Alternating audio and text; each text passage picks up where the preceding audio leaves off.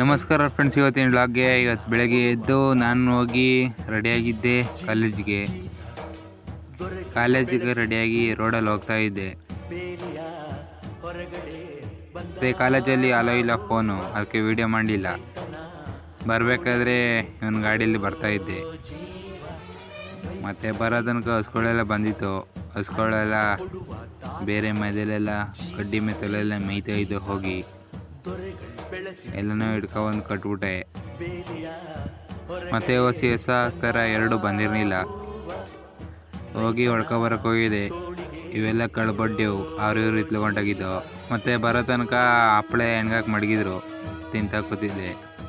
ಮತ್ತು ಅವನ ಹತ್ರ ಸ್ವಲ್ಪ ಬೈಸ್ಕೊಂಡು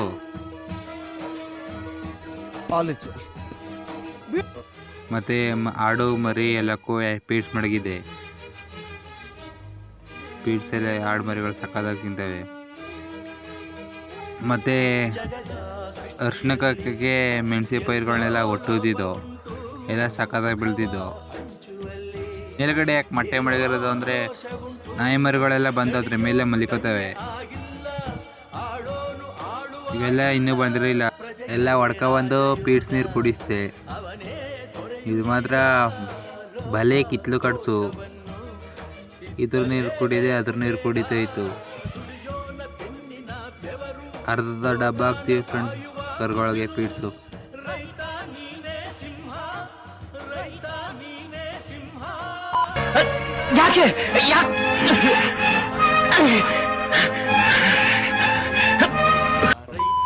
ಮತ್ತೆ ಟಿವಿಲಿ ಯೂಟ್ಯೂಬ್ ಅಂದ್ಬಿಟ್ಟು ಸಾಂಗು ಸೂಪರ್ ಆಗ್ತಾ ಕೂತಿದೆ. ಅದೇ ಸ್ವಲ್ಪ ಸೌಂಡ್ ಜಾಸ್ತಿ ಆಗೋಗಿದೆ ಅಂದ್ಬಿಟ್ಟು ಬೈದ್ಬಿಟ್ರು.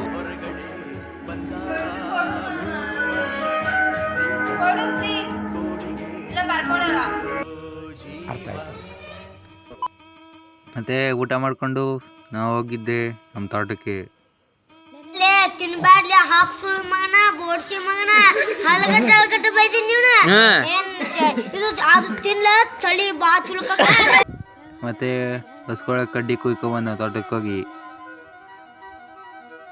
ತೋಟದಿಂದ ಬಂದು ಹಸ್ಕೊಳ್ಳಿ ಹಾಲೆಲ್ಲ ಕರೆದು ಡೈರಿಗೆ ಹೋದೆ.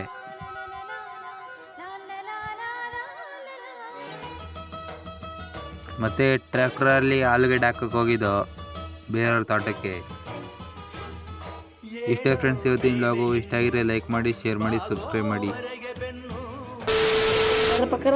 ಸರಪಕರ ಆಯ್ತು. Okay, thank you.